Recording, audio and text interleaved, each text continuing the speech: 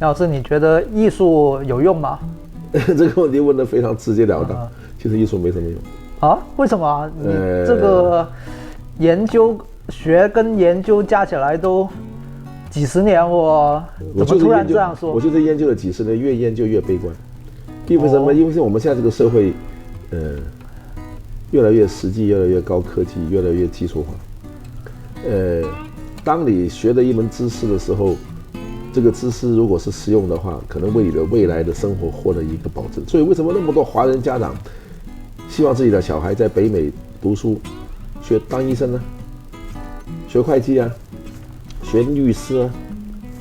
有哪一个家长会鼓励孩子学艺术呢？除非孩子学什么都学不好，他们以为艺术好学一点，好混一点。对，他们觉得好考一点，好考一点啊，反正就是混不到耶鲁大学，可以混个斯坦福美术学院嘛。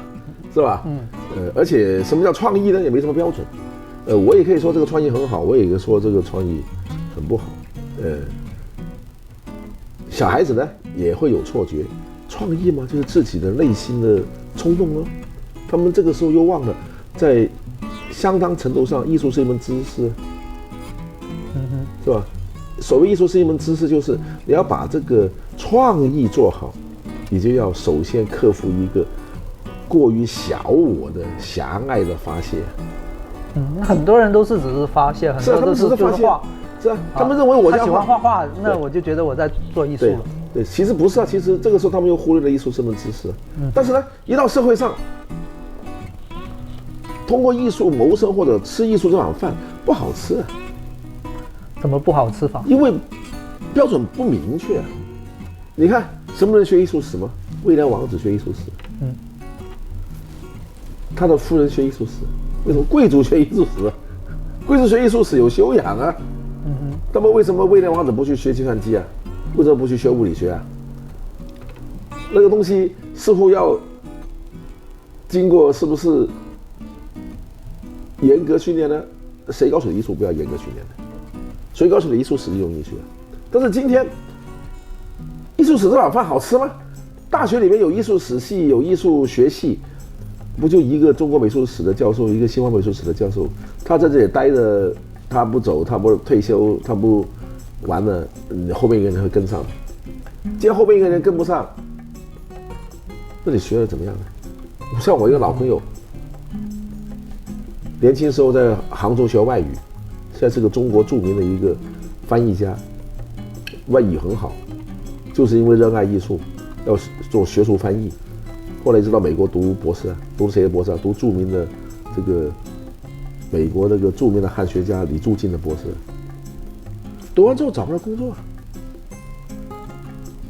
后来找了一个工作，收入很一般了，他自己就跑去考试，跑到那个航空局去了，收入几倍啊！哎呀，他说我只好去做航空了，一直做到退休啊。我说你就不回到艺术界了？那天我跟他聊天，在杭州见了他，我这朋友叫杨思良，很著名的一个翻译家，人非常非常好。哎呀，说杨老师，那怎么办呢？这个收入真的还是差很远。那我现在提前退休，做翻译，搞艺术，因为我现在觉得我生活还没问题了，我已经积累好了。如果说在你年轻的时候，他在年轻的时候一个教职很难获得。一个获得我告诉你的收入吧，跟我一说完我大吃一惊，就这点收入啊！真的就这点收入。所以艺术这碗饭，从吃饭来讲，好吃不好吃？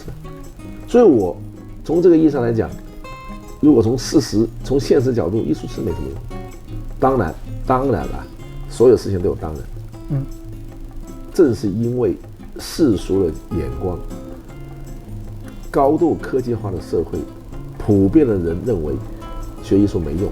这恰恰证明艺术的价值。为什么呢？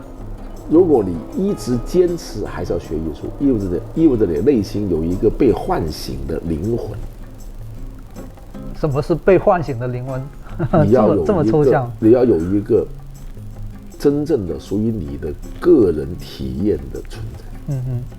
而那些被高科技彻底控制的人群，他们其实就是一些符号。就像对于医生来讲，一个人得病，张三得病和李四得病，反正得的是个病，对他们来讲，他们只看到这个病。的确，从医学角度来讲，这没什么问题，因为所有的医学，如果它属于科学角度来讲的话，它讲标准。管你张三李四的，你得了这个癌就得了这个癌，得了那个病就得了那个病，得了冠状肺炎就得了冠状肺炎。我们能够说这个思想家得了冠状肺炎好可惜，于是那个流浪汉得了冠状肺炎就不可惜吗？所以，正是因为普遍的这种看法，学艺术没用，或者艺术似乎没有用，而我真的佩服那些一直在坚持的人，因为他们一直坚持一个精神领域的独立性。所以呢，世间绝大部分学艺术的人可能是混的，但是当中真的有人是你不得不佩服。从这个意义上来讲，从实践的角度，艺术真的是天才的结果来的。因为我们不能安装一种冲动给任何一个人。我们如果你是个好的艺术老师的话，有一个中国的著名艺术家告诉我听的，我很喜欢他这句话，就是教艺术是叫什么？唤醒你的自我燃烧的系统。自己的烧成什么样子，我怎么能左右呢？但是这意味着很多很多人这一辈子到了最后走向末日的，都不知道自己是干嘛的。而唤醒是很难的。从这个意义上来讲，恰恰这个所谓没用的艺术是最有价值，是最令人尊敬。